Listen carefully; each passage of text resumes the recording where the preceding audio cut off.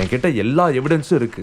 அது மட்டும் இல்லாம சாட்சி சொல்றதுக்கும் விட்னஸை ரெடியா வச்சிருக்கேன் என்று சிதம்பரம் சொன்னார். அதையெல்லாம் புரட்டி பார்த்த விக்ரம் சிதம்பரம் மிகவும் திறமையானவர் என்பதையும் மக்கள் மத்தியில் நேர்மையானவர் என்று பெயர் எடுத்தவர் என்பதையும் விக்ரம் புரிந்து கொண்டான். நிரஞ்சனை போன்ற ஒரு பேராசை பிடித்த பணக்காரன் பெரிய முதலீட்டாளர்கள் செய்ய வேண்டிய அத்தனை மோசமான செயல்களையும் செய்தான்.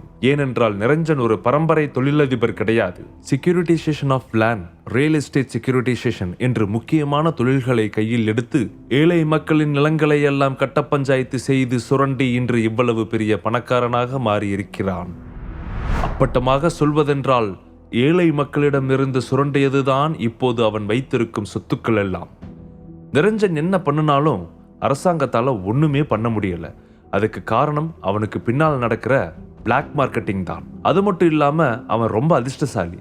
அந்த அதிர்ஷ்டம் மீடியாஸ் மூலமா அவனுக்கு கிடைக்குது. உண்மையிலேயே அவன் ஃபாரின் அஃபீஷியல்ஸ் கூட சேர்ந்துக்கிட்டு நம்ம நாட்டுக்கே நிறைய துரோகம் பண்ணியிருக்கான். இது பிசினஸ் வட்டாரத்துல மட்டுமே தெரிஞ்ச ரகசியம். அவனை யாரும் எதுவும் பண்ண முடியாதுங்கிற தைரியம் தான் இப்படியெல்லாம் பண்ண வைக்குது என்று சிதம்பரம் ஆதங்கத்துடன் சொன்னார். கொஞ்ச நேரம் அமைதியாக யோசித்துக் கொண்டிருந்த விக்ரம் வர்தனை பார்த்து, வெரி குட் மிஸ்டர் வர்தன், நீங்க உடனே இந்த எவிடன்ஸ் எல்லாம் டாக்குமெண்டா ரெடி பண்ணி மீடியாவில் ரிலீஸ் பண்ணுங்க. அது மட்டும் இல்லாம நிரஞ்சனால பாதிக்கப்பட்ட எல்லார்கிட்டையும் வீடியோ ஸ்டேட்மெண்ட் வாங்கி அதை ஒரு டாக்குமெண்ட்ரியா ரிலீஸ் பண்ணுங்க என்று சொன்னான் விக்ரம். ஓகே மிஸ்டர் விக்ரம், அது ஒன்றும் பெரிய பிரச்சனை இல்லை. நிரஞ்சன் உருவாக்கின ரத்த சரித்திரத்தை கண்டுபிடிக்கிறது ரொம்ப ஈஸி. நான் ஏற்கனவே அவனால பாதிக்கப்பட்டவங்க கிட்ட அவங்களோட ஸ்டேட்மெண்ட்டை எடுத்து வச்சிருக்கேன். ஆனா மிஸ்டர் விக்ரம், எனக்கு ஒரு சந்தேகம். அது கஷ்டம் இல்ல, நிரஞ்சனை மீடியா மூலமா மட்டுமே அட்டாக் பண்ணணும். அப்போதான் அவனை முழுசா ஒண்ணும் இல்லாதவனா ஆக்க முடியும்னு தோணுது. அவரை யாருக்கும் தெரியாம கொலை பண்றதால எந்த யூஸும் இல்லாம போறது மட்டும் இல்லாம நாட்டை பொறுத்த வரைக்கும் அவனை தியாகியாக்கி கொண்டாட ஆரம்பிச்சிருவாங்க. அவன் என்னென்ன தப்பு பண்ணியிருக்கான்னு ஒன்று விடாம எல்லாத்தையுமே மீடியாவில் ரிலீஸ் பண்ணணும்.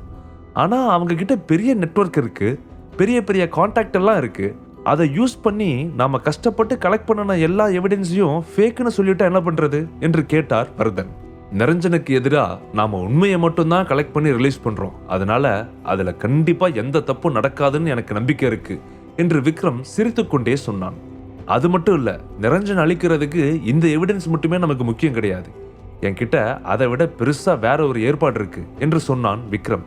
வேற ஏற்பாடா என்று ஆச்சரியமாக கேட்டபடி வர்தன் அவனையே பார்த்தார். என்னால முடியுமான்னு தெரியல, ஆனா முடிக்க முடியுங்கிற நம்பிக்கை எனக்கு இருக்கு என்று சொன்னான் விக்ரம். விக்ரமும் 3 கண்ணியமான மனிதர்கள் நிரஞ்சனுக்கு எதிராக போராட திட்டமிட்டிருந்தார்கள். அதனால் அவர்கள் எல்லா வழிகளிலும் நிரஞ்சனுக்கு எதிரான ஆதாரங்களை சேகரிக்க ஏற்பாடு செய்தார்கள். மிஸ்டர் வர்தன், நீங்க 2 விஷயங்களை மட்டும் பண்ணுங்க. ஃபர்ஸ்ட், எல்லா எவிடன்ஸையும் பிரஸ், மீடியா, சோஷியல் நெட்வொர்க்னு ஒரு இடத்துல கூட விடாம டெலிகாஸ்ட் பண்ணுங்க. இதெல்லாம் பப்ளிக் கிட்ட நேரடியா போய் சேர வேண்டிய விஷயமா இருக்கணும். ஹைதராபாத் மட்டும் இல்லாம நம்ம நாடு முழுக்க இந்த விஷயம் பரவணும். 2வது, city general chamber of commerce கிட்ட பேசுங்க. நிரஞ்சனை சேம்பர் ஆஃப் காமர்ஸ் பிரசிடென்ட் பொசிஷன்ல இருந்து தூக்குறது தயாரா இருங்கன்னு சொல்லுங்க. நிரஞ்சனை சமாளிக்கிற விஷயத்தெல்லாம் நான் பாத்துக்கிறேன் என்று சொன்னான் விக்ரம். ஆனால் விக்ரம் நிரஞ்சனை சமாளிக்க போகிறான் என்று சொன்னதை வர்தன் கொஞ்சமும் எதிர்பார்க்கவில்லை. விக்ரம் சொன்னபடி முதல் 2 காரியங்களை செய்வது அவனுக்கு நல்லது. நிரஞ்சனின் நிஜம் வெளியில் தெரியும் போது அது பிசினஸ் உலகத்தையே ஒரு உலுக்கிவிடும். அவனை நம்பி முதலீடு செய்திருக்கும், மறைமுகமாக அவனை சார்ந்திருக்கும் அத்தனை கம்பெனிகளும் திவாலாகிவிடும். இறுதியில் பங்குச்சந்தை மற்றும் மக்கள் கருத்து, நிதி வணிகம் மற்றும் பிற துறைகள் அவரை சிக்கலில் சிக்க வைத்து நிரஞ்சனை தீவிர அழுத்தத்திற்கு உள்ளாக்கினால் அவனது குடும்பம் முழுவதும் அழிந்துவிடும். ஓகே மிஸ்டர் விக்ரம், இந்த 2 விஷயத்தையும் என்னால ஈஸியா ஹேண்டில் பண்ணிட முடியும், நான் பாத்துக்கிறேன் என்று தீவிரமான முகத்துடன் சொன்னார் வர்தன். விக்ரம் எதுவும் பேசாமல் அவரை பார்த்து நம்பிக்கையுடன் சிரித்தான். அப்புறம் mister Vikram, tonight I have taken the appointment of Chennai city chamber of commerce vice president Vasudevan Murthy. அவர் ஹைதராபாத் சிட்டில ஒரு பெரிய பிசினஸ் மேனா இருக்காரு. அவருக்கும் நிறைய செல்வாக்கு இருக்கு. இம்போர்ட் அண்ட் எக்ஸ்போர்ட் பிசினஸ் பண்ணிக்கிட்டு இருக்காரு. இப்போ கொஞ்ச நாளா அவருக்கும் நிரஞ்சன் கிட்ட இருந்து பிரஷர் வரதா சொன்னாரு. அது சம்பந்தமா தான் என்ன மீட் பண்ணணும்னு சொல்லியிருக்காரு என்று சொன்னார் வர்தன். அப்படியா என்று விக்ரம் ஆர்வத்துடன் கேட்டான். விக்ரம் முதலாக ஹைதராபாத்துக்கு வந்தபோது அவரை பற்றி நிறைய கேள்விப்பட்டு இருந்தான்.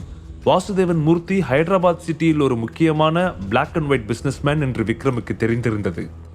ஆமா மிஸ்டர் விக்ரம், உங்களுக்கு டைம் கிடைச்சா நம்ம 2 பேரும் சேர்ந்து அவரை மீட் பண்ணனா நல்லா இருக்கும்னு நினைக்கிறேன் என்று சொன்னார் வர்தன். விக்ரம் கொஞ்ச நேரம் ஆழ்ந்து யோசித்துக் கொண்டிருந்தான். வர்தன் ஹைதராபாத்தின் உள்ளூர் பிசினஸ்மேன். அவருக்கு பல இடங்களில் பலரை பற்றி தெரிந்திருக்க வாய்ப்பிருக்கிறது என்பதை புரிந்து கொண்ட விக்ரம், ஓகே மிஸ்டர் வர்தன், நாம் அவர்கிட்ட பேசலாம் என்று சிரித்துக்கொண்டே சொன்னான். அரை மணி நேரம் கழித்து அவர்கள் இருந்த அந்த ரெஸ்டாரண்ட் முன் ஒரு கிராண்ட் ரோல்ஸ் ராய்ஸ் கார் நின்றது. அதிலிருந்து ஒரு நடுத்தர வயது நபர் இறங்கினார். கொஞ்சம் வெயிட்டான உடலோடு கருப்பு நிற உடை அணிந்து கொண்டு தனது செக்யூரிட்டிகளுக்கு நடுவே அந்த ரெஸ்டாரண்ட்டுக்குள் நுழைந்தார்.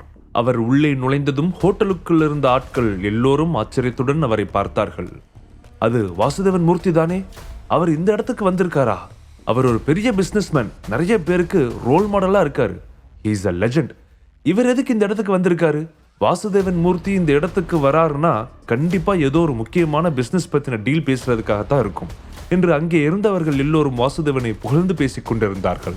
வாசுதேவன் மூர்த்திக்கு வணக்கம் சொல்லி அவரை வெல்கம் செய்ய பல பிரபலங்கள் ஒருவர் பின் ஒருவராக வந்து கொண்டிருந்தார்கள். சிட்டியிலேயே மிகவும் முக்கியமான நபராயிருக்கும் இவரிடம் பழக்கம் வைத்துக் கொண்டால் ஏகப்பட்ட நன்மைகள் கிடைக்கும் என்று எல்லோரும் நினைத்தார்கள். அவரை பார்த்து அனிஷா வேகமாக வாசுதேவனிடம் சென்று, ஹாய் அங்கிள், எப்படி இருக்கீங்க? அப்பா உங்களை மேலே கூட்டிட்டு வர சொன்னாரு, வாங்க போலாம் என்று சொல்லி அவரை அழைத்துக் கொண்டு சென்றாள். ஹாய் அனிஷா குட்டி, முன்ன இருந்ததை விட இப்போ ரொம்ப அழகாயிட்டியே என்று சிரித்துக்கொண்டே சொன்ன வாசுதேவன் அவள் தலையை தட்டி கொடுத்தபடி, எனக்கு ரூம் எங்க இருக்குன்னு தெரியும், நான் போய்க்கிறேன் என்று சொல்லி அவளை அனுப்பி வைத்தார். அப்போது பின்னால் இருந்து ஆனந்தியும் கார்த்திக்கும் வேகமாக வாசுதேவனை பார்த்து ஓடி வந்தார்கள். அப்பா அப்பா, ஒரு நிமிஷம், நான் உங்ககிட்ட ஒரு முக்கியமான விஷயம் சொல்லணும் என்று ஆனந்தி அந்த இடத்திற்கு வந்து சொன்னாள். உடனே வாசுதேவன் அவர்களை பார்த்து, நீங்க இன்னமும் இங்கதான் இருக்கீங்களா, என்ன விஷயம் என்று கேட்டார். அவர்கள் இருவரின் முகத்தை பார்க்கும்போது அங்கே அவர்களுக்கு பிடிக்காத ஏதோ ஒன்று நடந்திருக்கிறது என்பதை அவர் புரிந்து கொண்டார்.